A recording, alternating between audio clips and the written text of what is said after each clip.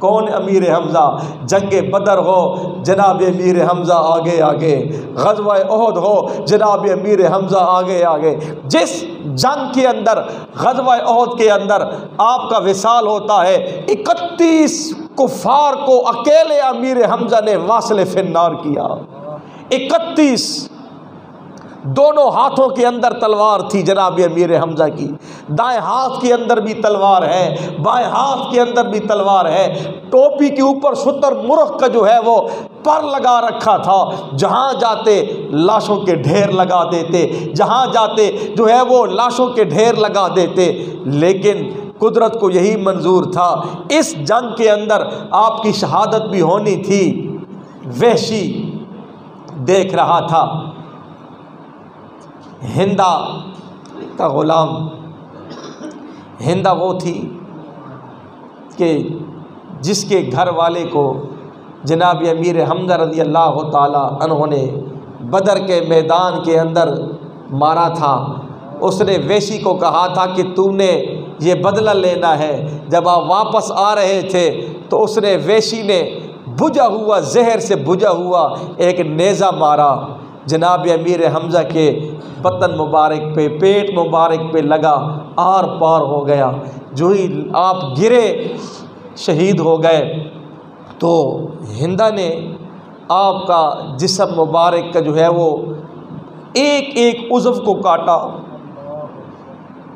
سرکار کے چچا کے کلیجہ مبارک نکالا، چبانے لگی، نگلنے لگی، نگل نہ سکی۔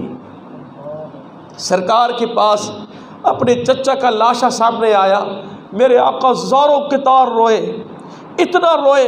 سرکار نے فرمایا آج تک اگر میرے اوپر کوئی غم آیا ہے تو میرے چچا کا آیا ہے، یہ صدمہ مجھ سے اس سے پہلے کبھی نہیں آیا۔ اور سرکار نے فرمایا شکر ہے کہ اس کے قاتل نے، میرے چچا کے قاتل نے اس کا کلیجہ کھایا نہیں ہے، نگلا نہیں ہے۔ میرا ایمان ہے اگر یہ نگل لیتی قیامت کے دن اس کے اوپر بھی آگ حرام ہو جاتی، کہ یہ میرے چچا کا کلیجہ تھا، میرے چچا کے اوپر جہنم کی آگ حرام ہو چکی تھی۔ اور جب سامنے آپ کا لاشا رکھا گیا، میرے آقا کریم علیہ الصلوۃ والسلام نے فرمایا یہ میرے چچا ہے، یہ اللہ کے بھی شہر ہے، یہ رسول کے بھی شہر ہے، یہ شہیدوں کے سردار ہیں، یہ نیکیاں کرنے والوں میں سردار ہیں، یہ فاعل الخیرات ہیں، یہ جو ہے وہ کئی القابات سے نوازا۔ 70 لاشیں پڑے تھے، ایک ایک کا جنازہ پڑھا جا رہا تھا، ایک کا جنازہ پڑھتے اس کا لاشا لے جاتے، دوسرے کا پڑھتے۔ جناب امیر حمزہ کے بارے میرے آقا نے فرمایا میرے صحابہ میرے چچا کو پڑھا رہنے دو، میں 70 جنازے پڑھاؤں گا، اپنا چچا بھی سامنے رکھوں گا۔ 70 کے 70 جنازوں کے اندر میری نظر میرے چچا کے اوپر بھی ہوگی۔ اللہ اکبر! 70 مرتبہ سرکار کے چچا کا جنازہ پڑھا گیا، اور جو ہی پڑھا آپ نے، میرے آقا نے فرمایا اے میری چچی، اے میری پھپھو صفیہ رضی اللہ تعالی عنہ، پریشان نہ ہونا۔ جو ہی میں نے ان کو جنازہ پڑھایا ہے، میں نے دیکھا ہے اللہ رب العزت نے میرے چچا کا نام آسمانوں کے اوپر لکھ دیا ہے، آسمانوں کے اوپر لکھ دیا ہے، اور ساتھ یہ بھی لکھا ہے کہ امیر حمزہ اللہ کا بھی شعر ہے، رسول کا بھی شعر ہے۔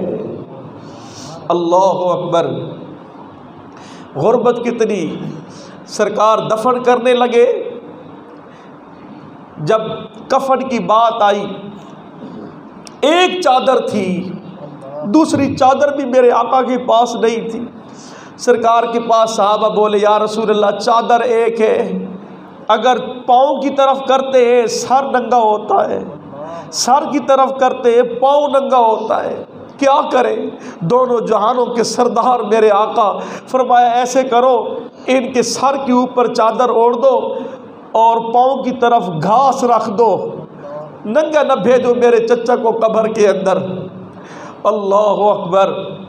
پھر اس طریقے کے ساتھ دفن کیا گیا۔ میرے آقا ہر ہفتے چچا کی قبر کے اوپر جاتے، ہر ہفتے اور جا کے سلام کرتے۔ صحابہ کو میرے آقا نے فرمایا اے میرے صحابہ کہیں اور جایا یا نہ جاؤ، میرے چچا کی قبر پہ ضرور آیا کرو، شہدائے احد کی قبر پہ ضرور آیا کرو، ان کو سلام کیا کرو، یہ سلام کا جواب عطا فرماتے ہیں، یہ سلام کا جواب بھی دیتے ہیں۔ دنیا والوں نے دیکھا 60 سال گزر گئے، بعض کہتے ہیں 46 سال گزر گئے، وہاں جو ہے وہ کھدائی ہو رہی تھی، کھدائی کے دوران دیکھا گیا کہ وہ شہدائے احد کی قبریں نکلی، شہدائے احد کی قبریں نکلی، جسم بھی سلامت تھے، کفن بھی سلامت تھے۔ فرماتے ہیں کہ ایک کدال نے تھوڑا لگایا، جناب امیر حمزہ رضی اللہ تعالی عنہ کے پاؤں مبارک پہ لگا، جو ہی لگا خون کا فوارہ نکل آیا، خون نکلنے لگا۔ 46 سال کے بعد پھوڑا لگے، خون نکلے، جو کیا ہے بل احیاء عند ربہم یرزقون، یہ زندہ ہوتے ہیں، انہیں رب کے پاس سے رزق دیا جاتا ہے۔ بڑی اتنا وسیع یہ موضوع ہے کہ سرکار کو اپنے چچا کے ساتھ کتنا پیار تھا، کتنے ان کے فضائل ہیں۔ بہرحال کل 15 شعبان ہے، آپ کا یوم وصال ہے، جتنا ہو سکتا ہے جو ہے وہ آپ ان کو ایصال ثواب کریے، کیونکہ ایک روایت یہاں بھی ملتی ہے جس کی دعا قبول نہ ہوتی ہو، میرے آقا نے فرمایا میرے چچا میرے حمزہ کی قبر پہ جا کے دعا کرنا، تمہاری دعا قبول ہو جائے گی۔ تو ان کی وسیلے سے دعا کرنا، اللہ پاک ہم سب کی مشکلیں آسان فرمائے۔ وما علینا الا البلاغ۔